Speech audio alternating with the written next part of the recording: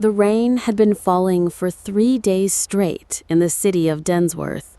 Streets reflected the glow of flickering neon signs, their colors smearing across puddles like oil.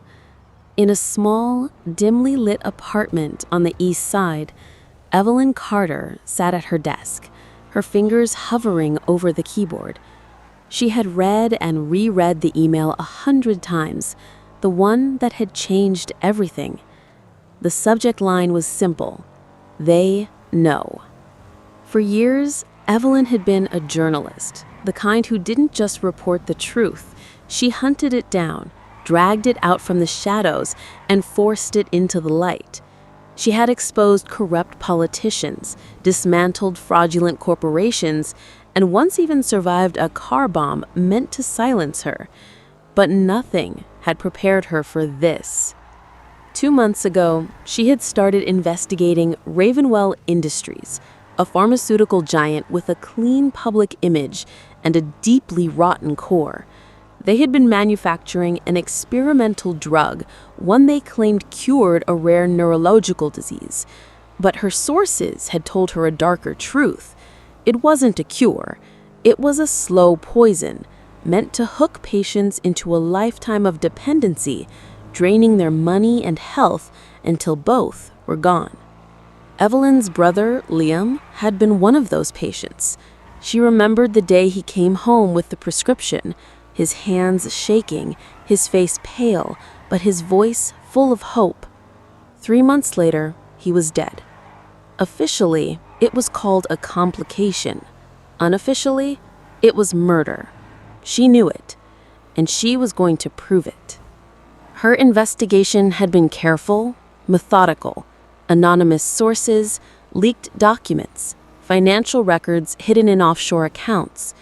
She had been close, so close to publishing, when the email came. They know. That night, she noticed the black SUV parked across from her building.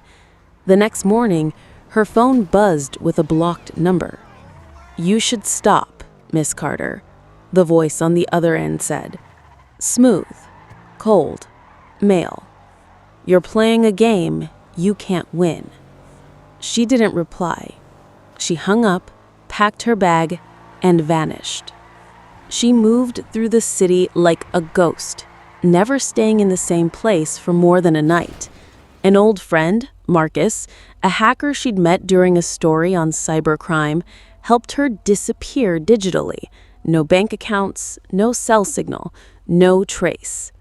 From an abandoned warehouse on the docks, she kept digging.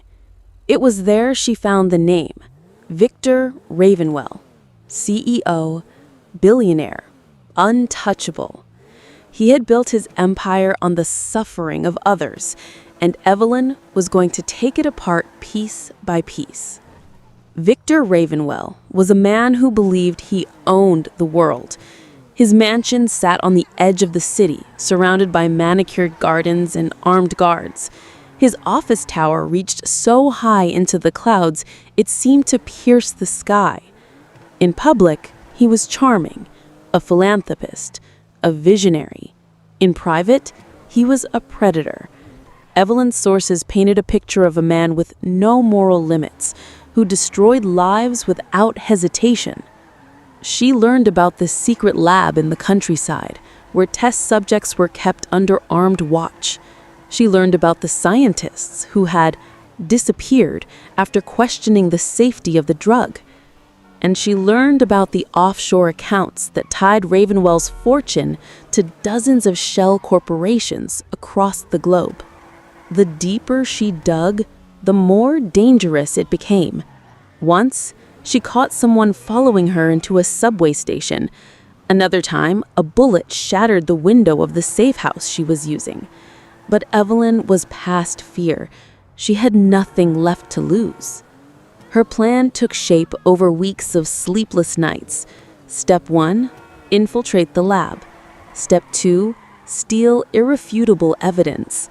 Step 3, expose Victor Ravenwell in a way that no amount of bribery or legal maneuvering could bury. Marcus hacked the security systems.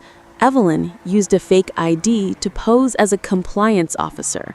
The night she walked into the lab, she could feel her pulse in her ears. Rows of patients lay strapped to beds, hooked up to IV drips.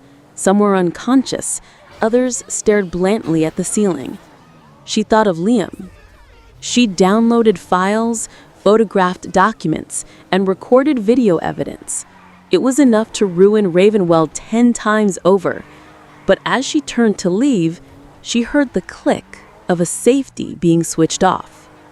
"Going somewhere, Miss Carter?"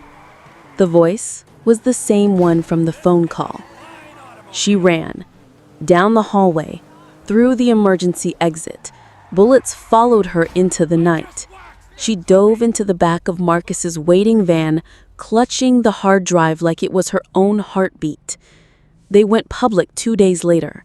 The files hit every major news outlet in the country.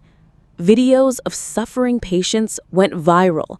Protests erupted outside Ravenwell's headquarters. Politicians who had once taken his money suddenly distanced themselves.